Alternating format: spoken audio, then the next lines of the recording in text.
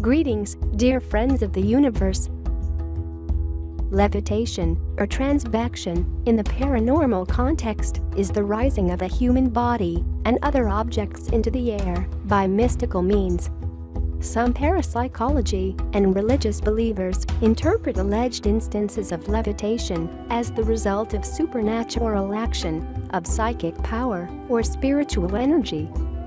The art of levitation exists both in India and Tibet. Many scholars engaged in Oriental studies also mention the phenomenon. There are a lot of records about levitation in isolated native tribes in South America. It is recounted as one of the miracles of Buddha that Gautama Buddha himself levitated crossed-legged over water. Although levitation and the practice of it is mostly done by isolated Buddhists in the Himalayan mountains and Hinduism scholars in India, there are some incredible historical records of levitation even in Europe. Among Christian documents, which indicate that over 200 Catholic saints have been proclaimed with the powers of levitating. One of the more remarkable and documented accounts of levitation is of Saint Joseph of Cupertino, born in 1603 in Apulia, Italy. He was born in a stable, was not well educated, but yet was considered to be very wise. He fasted for 40 days, 7 times a year, and was able to communicate with animals. He is said to have achieved his ability to levitate after over 2 decades of intense spiritual practices. He levitated before hundreds of witnesses, including one incident when he levitated several feet above the ground in front of Pope Urban VIII. He also levitated before 2 cardinals. At another time, during Mass, he floated through the air over the altar. He is also reported to have levitated to the topmost spires of St. Peter's Cathedral. His over 100 recorded levitations earned him the nickname, the Flying Friar. His longest period of levitation was 2 hours. He died September 18, 1663 from a severe fever. He was canonized July 16, 1767 by Pope Clement XIII.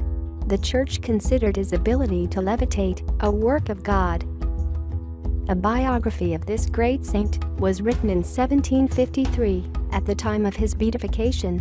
It is based on the Acta Sanctorum and the official documentation from the process that obtained his beatification on February 24, 1753, by Pope Benedict XIV. It wasn't until recent times that the levitation phenomenon was photographed, as well as scrutinized by investigators. One such opportunity to observe and photograph a levitation exhibition occurred on June 6, 1936, in southern India. An Indian yogi, Subhayar Palaver, levitated for 5 minutes in front of about 150 witnesses.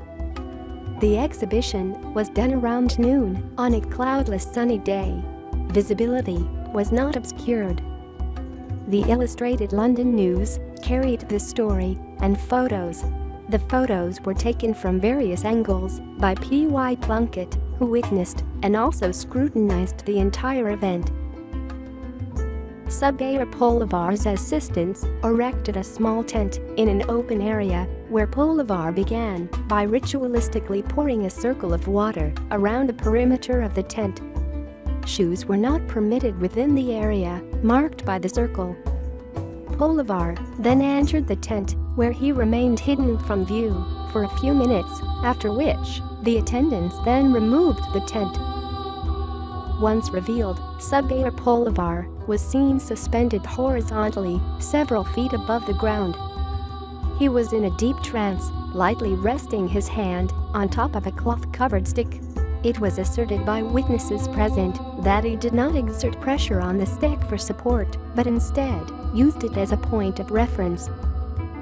Many photographs were taken from various angles of this exhibition, and witnesses present were permitted to thoroughly examine the levitation. They meticulously searched for strings, props, and any means of possible support above, below, and around the levitating pull bar. However, nothing was found. After 4 minutes, the attendants erected the tent around Pullivar to shield him as he made his descent. P.Y. Plunkett positioned himself so that the sunlight enabled him to discern Pullivar through the thin cloth tent walls. Plunkett said that he noticed Pullivar gently swaying for a short time while still in mid-air. Then, he slowly sank in a horizontal position to the ground. The process took around 5 minutes to complete. When the tent was again removed, Pullivar was laying on the ground, still in a deep trance. Volunteers were asked to try to bend Pullivar's limbs. His arms and legs could not be bent from their position. Attendants had to splash water on Pullivar and rub him down for 5 minutes before he came out of his trance and was again able to use his limbs. If such accounts of human levitation are true, then what enables a human being to counter the force of gravity and levitate? It completely defies Western logic. Perhaps the physical universe is not a physical universe at all. Perhaps it is just a play of our own conscious thinking, limited by our own consciousness. Perhaps by shifting our conscious awareness to the subtle, more powerful regions of the mind, we can transcend the limitations that we have at the more concrete expressions of consciousness that we call physical matter. So how does one learn to embrace this phenomenon and possess this power of levitation? Is it a paranormal activity or something that defies the law of gravity and physics? Maybe it's all of these. It is said that when one progresses on the path of meditation, levitation comes naturally.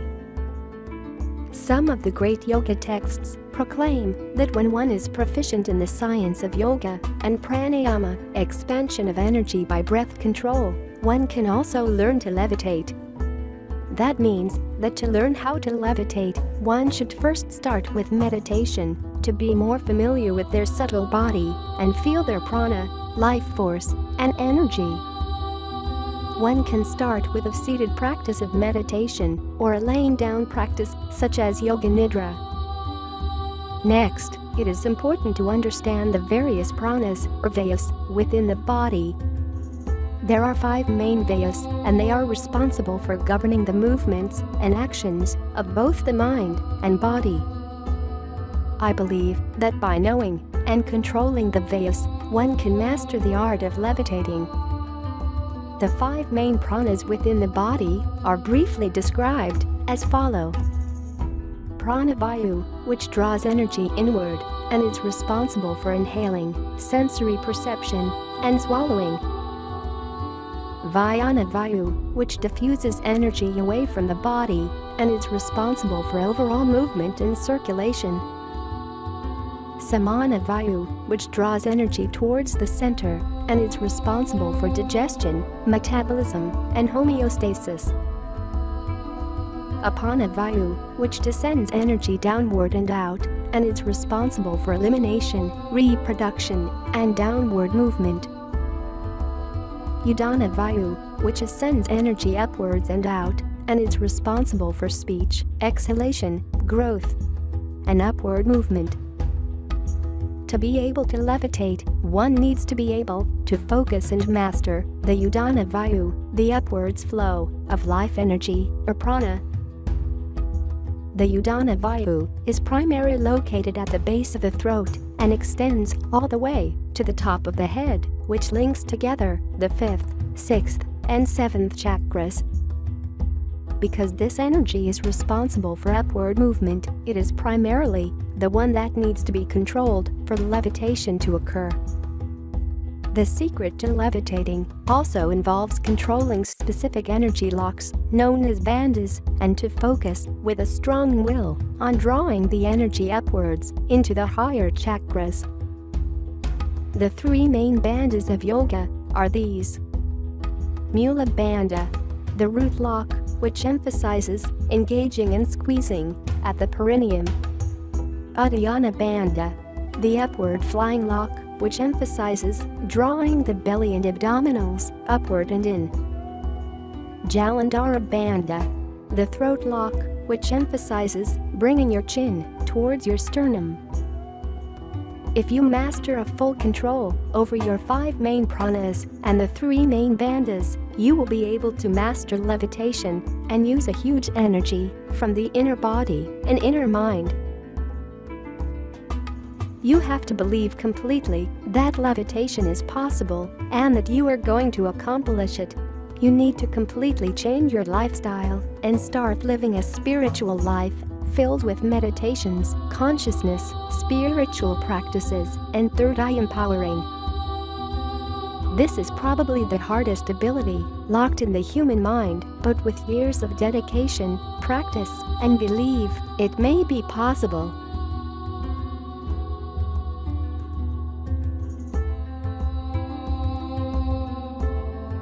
Thank you for watching. If you enjoyed the video, please give us a like. Click on the subscribe button to join our spiritual kingdom.